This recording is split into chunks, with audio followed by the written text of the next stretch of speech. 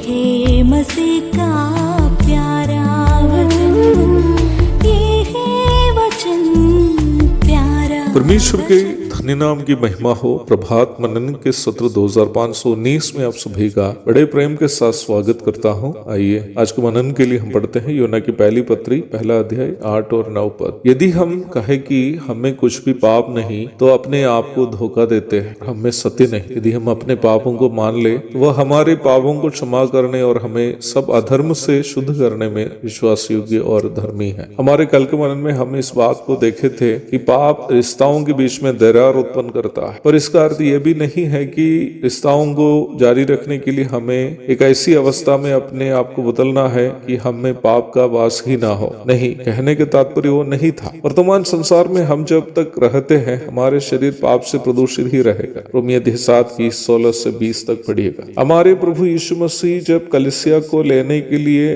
मध्य आकाश में आएंगे तभी हमारा पाप से प्रदूषित शरीर महिमामय पाप रहित शरीर में बदलेगा। फिलिपी 3 की 20।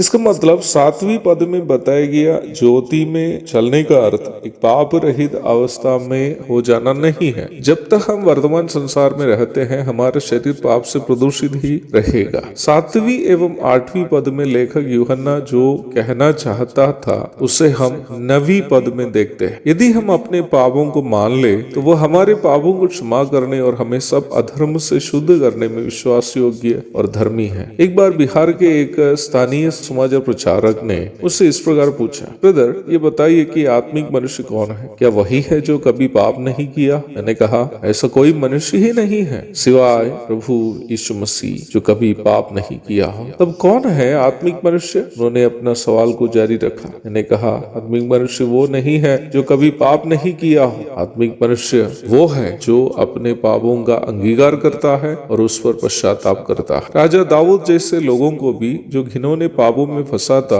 बाइबल आत्मिक के रूप में परिचय कराने का कारण ये नहीं है कि उन्होंने कभी पाप नहीं किया, जबकि यह है कि उन्होंने अपने पापों का अंगीकार किया था और उस पर पश्चाताप किया था। भजन 51 दाऊद का एक पश्चाताप का गीत है, आप जानते ही होंगे। झूठी शिक्षाएं हमें अपने पापों को छिपाने और ऐसी सोच में जीने के लिए प्रेरित करती है कि हमें कोई पाप नहीं। वही परमेश्वर के वचन ही सही शिक्षा हमें देता है और अपने पापों को कबूलने और पश्चाताप करके एक दूसरे से सहभागिता में जीने के लिए प्रेरित करती है। एक और शुभ दिन की धन्य कामनाओं के साथ आज को मनन में यह समाप्त करता हूँ। प्रभु आप सबको आशीष दे। आमीन।